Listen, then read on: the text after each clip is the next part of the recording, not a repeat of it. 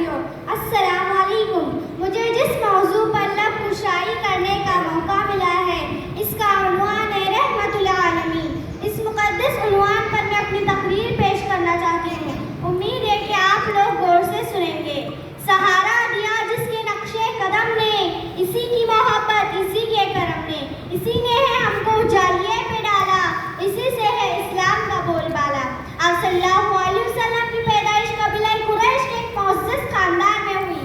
آپ صلی اللہ علیہ وسلم کے دادا عبد المطلب عرب کے شہر کے سردار تھے۔ آپ صلی اللہ علیہ وسلم کے والد آپ صلی اللہ علیہ وسلم کے پیدا ہونے سے پہلے ہی وفات پا چکے تھے۔ ہمارے نبی صلی اللہ علیہ وسلم 12 ربیع الاول 22 اپریل سن ہجری 6571 کو بروز پیر کے دن پیدا ہوئے۔ دادا نے آپ صلی اللہ علیہ وسلم کا نام محمد اور والدہ نے احمد رکھا تھا۔ عرب کے رواج کے مطابق آپ صلی اللہ علیہ وسلم کی پرورش ان کی دائی حضرت حلیمہ سیدہ رضی اللہ عنہا کی نگرانی دیہات میں ہوئی۔ دو عالم کا امداد گارا گیا ہے، دو عالم کا امداد گارا گیا ہے، یتیم آ گیا ہے، غمگسار آ گیا ہے۔ جب ہمارے نبی صلی اللہ علیہ وسلم 6 سال کے ہوئے تو ان کی والدہ بی بی آمینہ کا انتقال ہو گیا، اور جب وہ 8 سال کے ہوئے تو ان کے دادا عبد المطلب کا بھی انتقال ہو گیا۔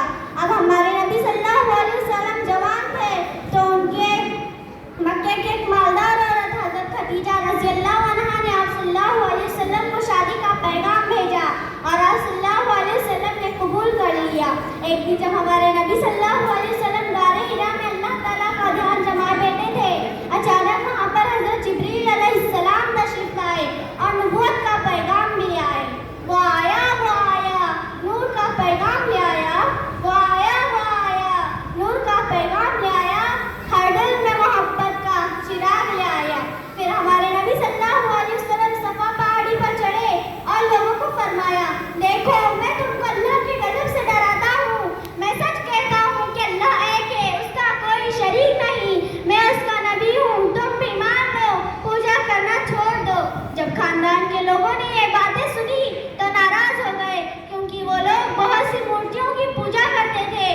ناراض ہو کر ہمارے نبی صلی اللہ علیہ وسلم کو اور ان کے اچھے ساتھیوں کو ستانا شروع کیا۔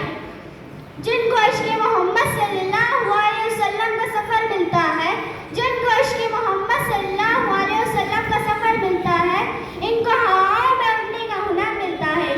سارا عرب مخالف ہو گیا، مکے کا بچہ دشمن ہو گیا، سب خون کے پیاسے ہو گئے۔ ہمارے نبی صلی اللہ علیہ وسلم کے ساتھیوں کو قسم کی تکلیفیں پہنچانے لگے۔ ہمارے نبی صلی اللہ علیہ وسلم کے راستے میں کانٹے بچھاتے تھے اور خوش ہوتے تھے، پتھروں سے مارتے تھے اور ہنستے تھے۔ ہمارے نبی صلی اللہ علیہ وسلم کے ساتھیوں کو رسی سے باندھ کر سخت تپتی ہوئی پتھریلی زمین پر کھینچتے گھسیٹتے تھے، گرم ریت پر لٹا کر سینے پہ بڑا سا پتھر رکھتے تھے، قید کرتے تھے اور قید کر کے کھانا نہیں دیتے تھے، طرح طرح کے دکھ دیتے تھے اور خوش ہوتے تھے۔ ہمارے نبی صلی اللہ علیہ وسلم کے ساتھی